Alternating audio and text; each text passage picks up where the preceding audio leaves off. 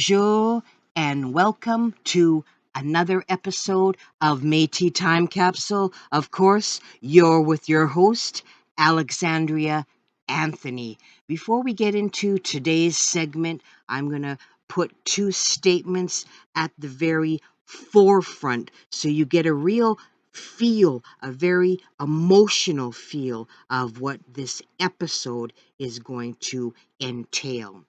The Métis were so fearful that they rarely ventured across the Red River to Winnipeg, preferring the relative safety of St. Boniface. And this is a quote by the then Lieutenant Governor of Manitoba, Adams G. Archibald, and I quote, "Beatings were so frequent, Métis virtually existed in a state of slavery." End of quote. And this really sets the stage for today's episode. And Manitoba's first election in 1870 was both violent and lively. And this is really an unsolved, mysterious campaign death of Reverend James Tanner of the Portage la Prairie region in Manitoba. And James Tanner was born in 1805 in the Fond du Lac area. He was the son of John Falcon Tanner and his second wife, a Saulteaux woman from the Sault Ste. Marie Rainy River region. And he, again, John Falcon Tanner, was very famous. His father was very famous. He was known as the White Indian, and James Tanner was also the half brother to one of Manitoba's greatest war chiefs, Pitchwit Tanner. So very important. At the age of 23 years old, James Tanner, a Roman Catholic bishop, baptized James at La Pointe, Wisconsin, and then James married a woman named Louise. And it has been stated that after a very reckless life as a half-breed freighter working for the well-known trader Norman Kitson at Pembina, James Tanner became a Presbyterian missionary among the Saulteaux people on the plains around Pembina, Fort Garry, and of course Portage la Prairie, Manitoba. For at least a decade, James Tanner worked for Norman Kitson's famous line connecting St. Paul with Fort Garry. And at that particular time, during that time frame, he really came to know well his famous half-brother, Chief Pitchwit Tanner of Portage la Prairie, Manitoba. In 1846 was the tragic year of his father's death. James and his wife were converted to Methodism and became missionaries. And put this visualization in your mind, because I can, and it just boggles your mind. You see James Tanner preaching briefly to 700 cart buffalo hunting Métis brigade. 700! And he later joined a 500 cart brigade for over a period of a week. In the past, James had been described as a notorious character, a giant in strength who terrorized entire villages when under the influence of rum. That's an account. Then it changed. His life made a change. Then a Pembina resident stated uh, he was a changed man, stating they thought at that particular time the only book he read was the Bible. And James would also preach to Reverend John Black, they became close friends. John Black's old Kildonian congregation, and to the congregation at Reverend Cochrane's St. Peter's Mission. James is reported also to have assisted Reverend Edwin James in translating the Bible into the Soto language. So that's an achievement. That's a very high achievement. And Reverend Tanner also went on to lecture, tour to Boston and to several other American cities. And he also traveled to England, where his family had an audience at that particular time with Queen Victoria. Reverend James Tanner also was the then Minnesota Governor Ramsey's interpreter for the treaty negotiations with the Métis and Chippewa at Pembina in 1851. And for those who may not know, Alexander Ramsey, who was a Whig and a Republican, held a variety of offices between the 1840s and the 1880s, and he was also the first Minnesota territorial governor and also the 34th U.S. Secretary of War. And I'm going to read this screenshot to you, and it just leaves a bad taste in my mouth, kind of makes me literally sick to my stomach. And it says, of course, that James Tanner was his interpreter, and it just, that was the sign of the times then. And like I said, literally, this statement makes me sick to my stomach, and this is what Governor Ramsey said: "Our course then is plain. The Sioux of Minnesota must be exterminated or driven forever beyond the borders of the state." End of quote by Governor Ramsey. So a very sickening statement, but a true sign of the times in regards to that. And during the 1869-70 resistance, also James Tanner played a moderating role since he tended to side with the English Métis. He was instrumental in keeping his fiery brother, Pichito Tanner, out of the conflict.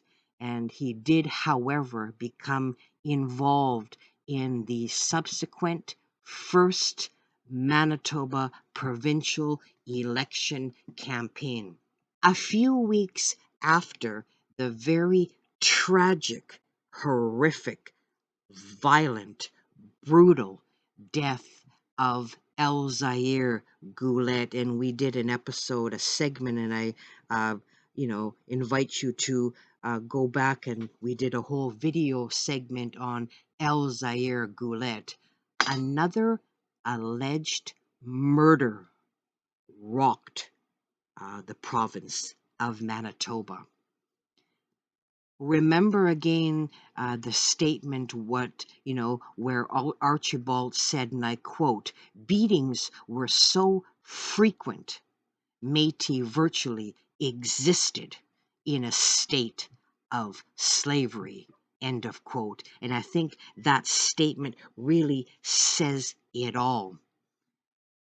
I quote, "The tactics of the self-styled loyalists part of this province have taken a new phase." And that was according to December 10th, 1870 editorial in the Manitoban. And I quote, "Their course in the present political contest, the Manitoba election slated for December 27th, has generally taken the shape of rowdyism at meetings and preventing free discussion, and sometimes pitching out or kicking out those who differ from their opinions," end of quote. So needless to say, we can certainly agree with the statement that Manitoba's first election in 1870 was both violent and lively.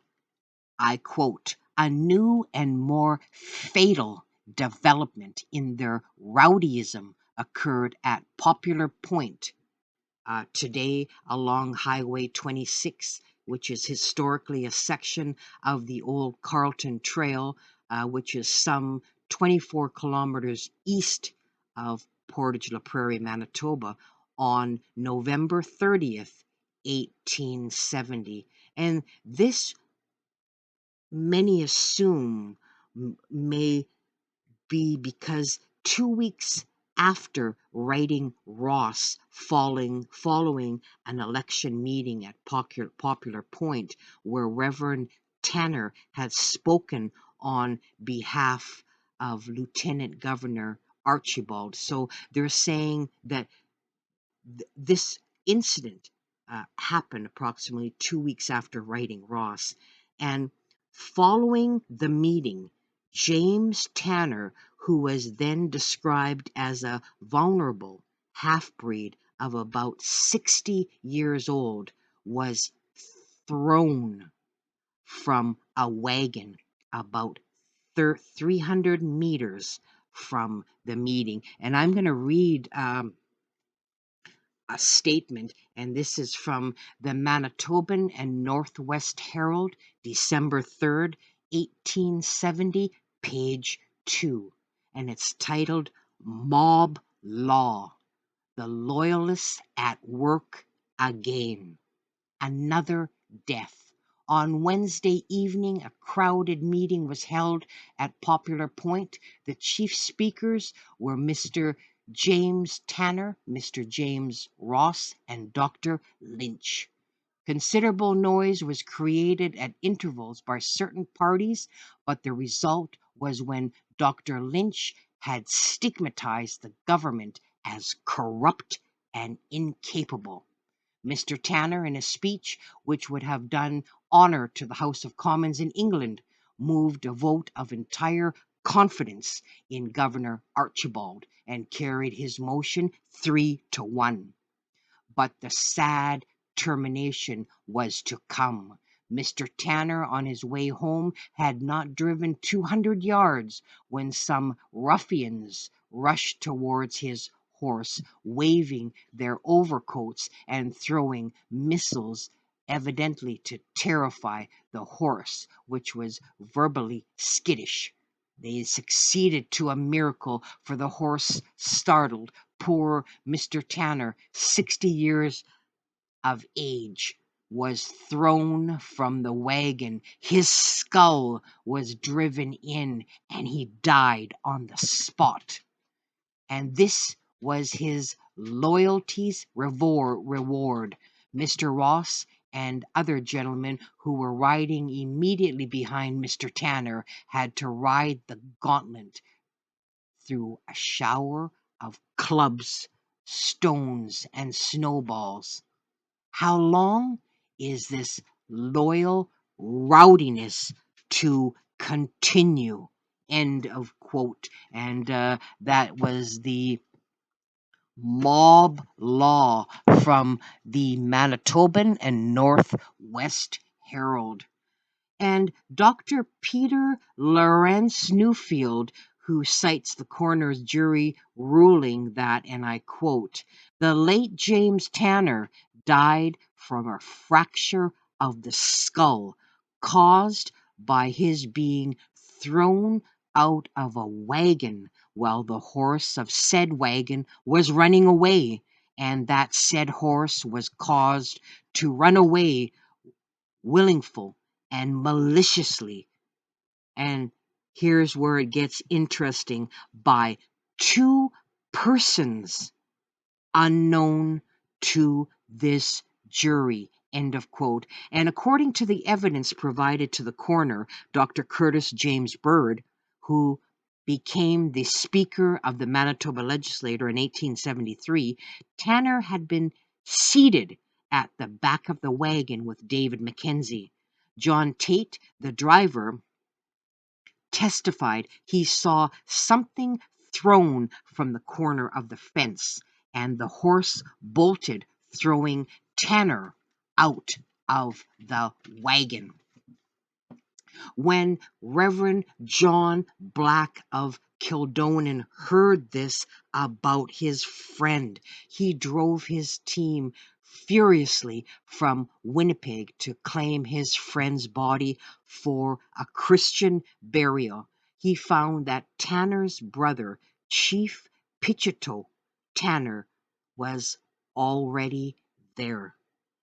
And I can just picture the emotion in what his brother has to say. His face was hard and scornful, and I quote, he told Black, I quote, alive, my brother preached your gospel. You whites killed him. I take him to my people who do not kill their medicine men. End of quote.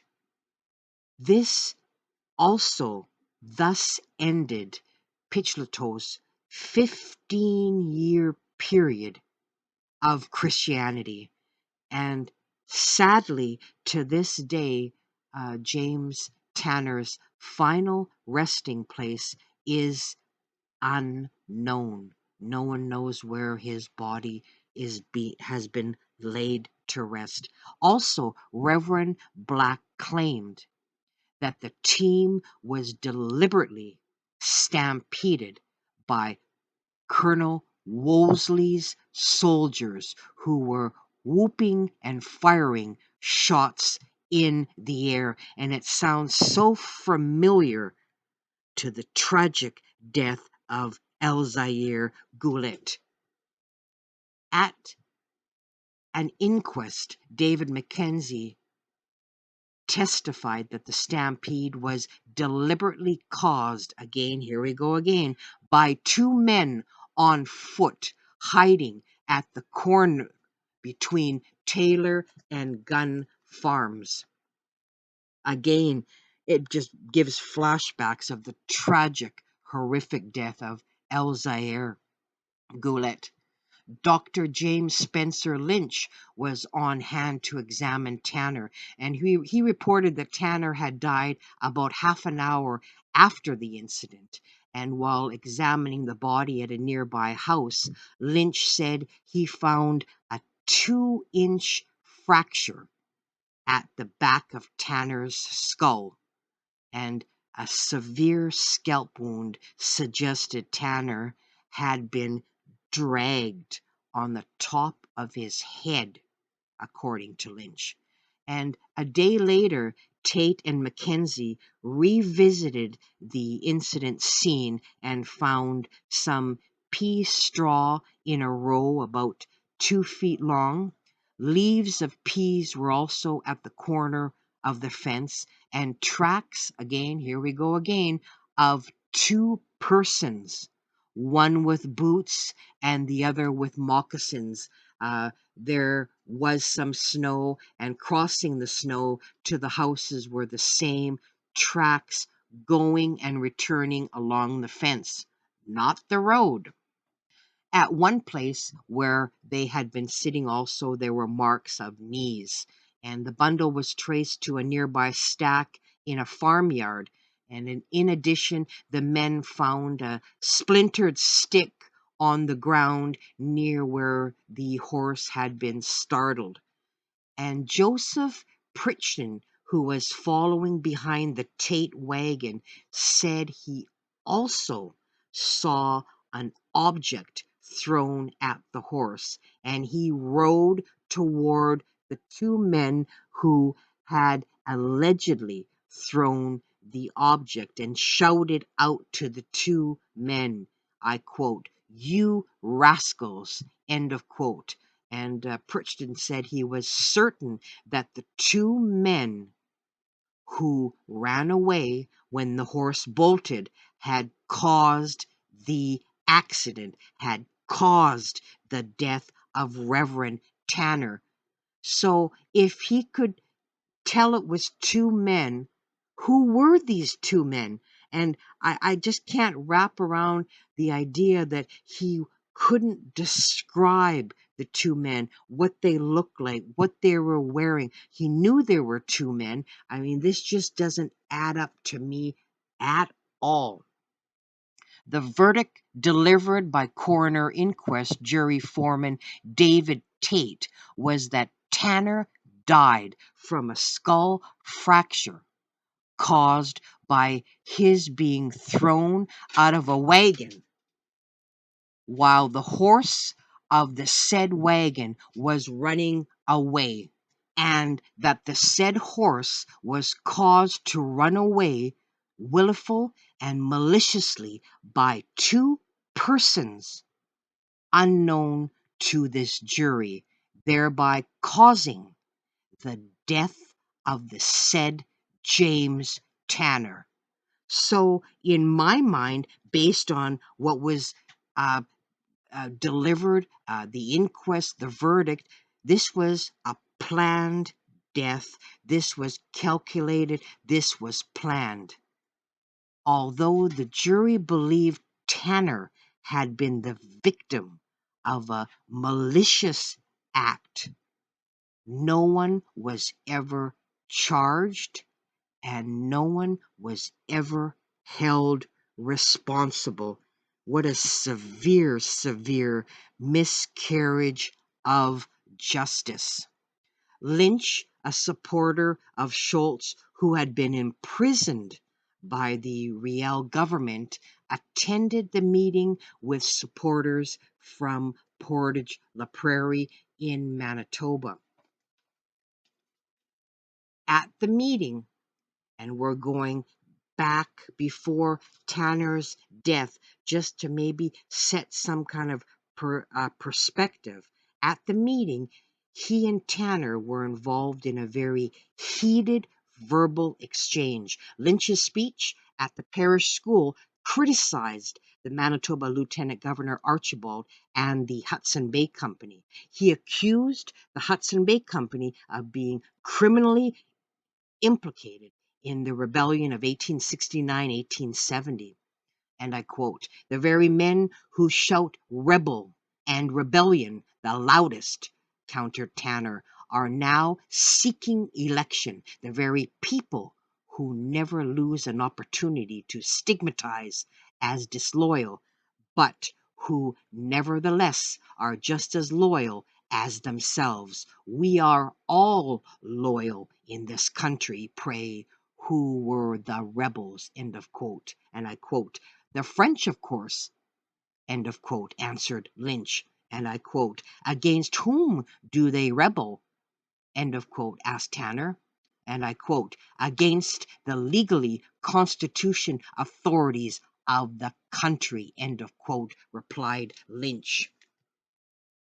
Tanner pointed out that Canada had no legal standing in the Red River during the time of the rebellion. This is a very interesting key historical fact.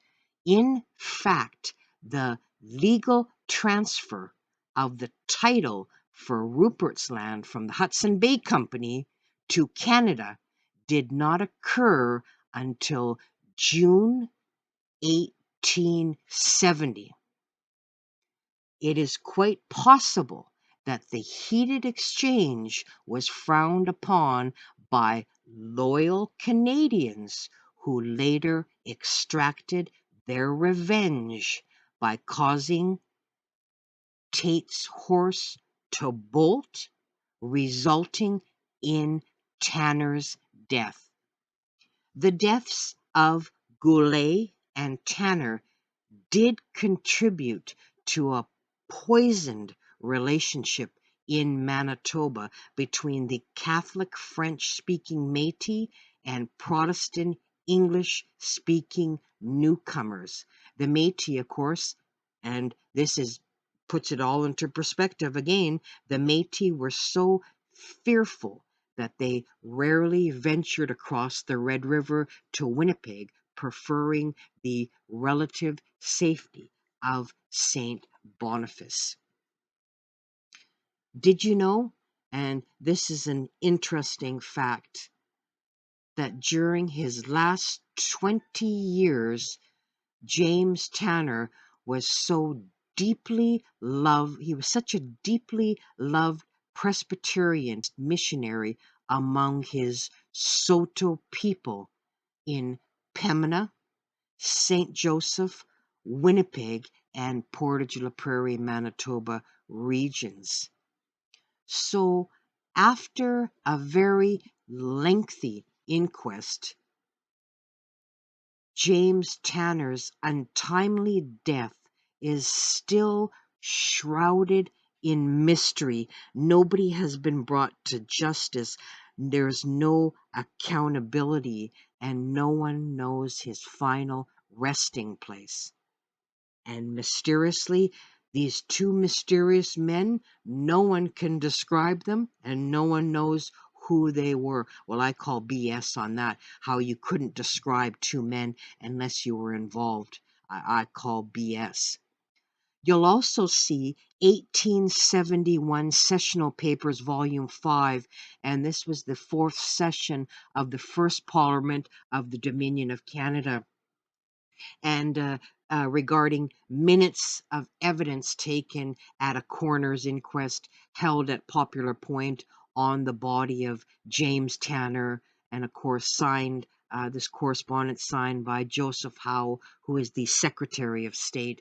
It goes into great detail with very testimony description. Again, none of these testimonies, none of these people can give a description of these two individuals. I call BS. Page 55, Archibald says, and I quote, this is very important. I quote, the character of an upright man and a good member of society. He was one of the best speakers of the Cree language in the territory. The truth as to who are the guilty parties will soon leak out. There are persons already on the track to discover it, and so soon as the evidence warrants, I shall take care that they are arrested and held for trial. End of quotations. Well, Archibald, none of that took place. Nobody has ever been held accountable. And again, it really is an alleged campaign, mysterious death, still unsolved to this day. And my question to all the listeners out there, was all of this linked to the reign of terror that was going on in Manitoba at that time? My opinion, yes, it certainly was. That's my personal opinion. There was so much racism and persecution of the Métis people at that particular time in history. Were these violent incidents punishment for the execution of Scott? A lot of people, again, think it was, think it's all to do with the reign of terror in Manitoba at that particular time. And again, Reverend James Tanner certainly deserves justice. The two individuals, or the individuals involved in his mysterious death, need to be held accountable. Uh, this campaign mysterious death is again still unsolved. We certainly know by this story, we certainly know by Elzair Goulet, that Manitoba's first election in 1870 was, of course, it was both violent and lively. And again, these individuals that were involved need to be held accountable. We know that they've passed on, certainly know that, but certainly their names need to be brought forward, into light, so everybody will know that there has been justice for Reverend James Tanner. Again, I keep thinking about this statement again by the Lieutenant Governor of Manitoba, Adams G. Archibald, and I quote, "Beatings were so frequent, Métis virtually existed in a state of slavery." End of quote. And I think, again, this puts this all into perspective on how it's so very important for us to keep telling these Métis stories. We need to remember our heroes. We need to remember our ancestors, and we need to be proud Métis, and we need to uh, keep our history close and dear to our hearts. And again, thank you very much to everyone listening. And again, thank you for your support. And we certainly hope soon that Reverend James Tanner uh, gets justice, and the people that were involved will be held accountable. Thank you very much.